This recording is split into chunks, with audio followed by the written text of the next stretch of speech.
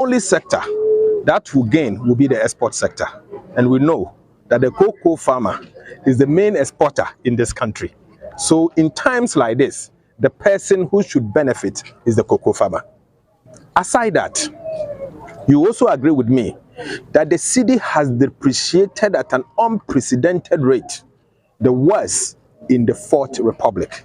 This simply means that the cocoa farmer should be better off in the Fourth Republic. That's the reverse. So that is what everybody must understand. Then again, it is also a fact that the world market price of cocoa has seen the highest increase since 1977. 1977, 44 years high. These two put together, per the formula that we have always used when we were in office between 2009 to 2016, the farm gate price per bag of cocoa should be nothing less than 2,500 Ghana cedis.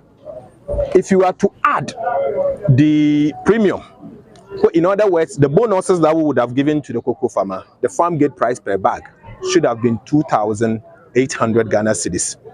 So our calculation points to a fact that the price that His Excellency the President announced, together with the Ghana Cocoa Board, is nothing but a cheat. It falls short of the required price that they should have given to the ordinary cocoa farmer. Our position is that every bag sold by the cocoa farmer, the government has shortchanged the cocoa farmer a minimum of 1,500 Ghana cedis. In other words, the cocoa farmer will interpret it at 15 million Ghana cedis. So on average, if a cocoa farmer sells 10 bags, 1,500 times 10, in other words, 15,000 or 150 million Ghana cedis, according to the cocoa farmer, is gone. So let me put it this way. You also agree with me that do your own computation. At the time that they were selling cocoa in 2016, the equivalent could buy at least 2 packets of iron sheet, of roofing sheet. Today, even at 1,003, they can only buy 1 packet. The reverse is that it should have been 1-to-1 at the minimum. And during times like this, they should have been better off. Even if it's 1-to-1, it means that if they sell 2 bags, it would have been 2,600. So you can see where we are arriving at. And they should have been better off, because ideally, times like this, things that we import into the country like roofing sheet will also go up. And things that you export will also go up. But what you have done, even if you are to do basic economics, by using the rate of inflation and using the deflator to deflate this amount, you notice that clearly the government has shortchanged the cocoa farmer. Our position as the NDC minority in Ghana's parliament is that we will fight for the cocoa farmer. We believe that the cocoa farmer deserves better than what we are seeing. The cheat that this government is actually showing to the ordinary cocoa farmer isn't fair, isn't right, and it is not good for our economy. Because the cocoa, we all know, is the mainstay of Ghana's economy. So the more you cheat the cocoa farmer, he or she will not have the incentive to plant the cocoa.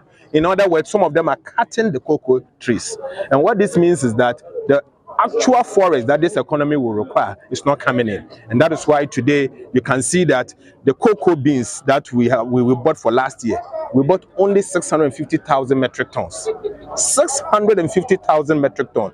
We left, at the time we left office, the metric ton that we sold was 969,000, almost 1 million. It is declining by the day. In spite of the fact that this government came to parliament and asked us to approve a loan of 600 million Ghana cedis for them to use the proceeds in ensuring that cocoa will be, they were going to, I think at the time they said it's a form of productivity enhancement program. So they were going to do pruning, and what they are going to do will ensure that Ghana Cocoa Board will exceed 1 million metric ton target. Today, what are we seeing? We are seeing the reverse. So clearly, something is amiss at the Ghana Cocoa Board.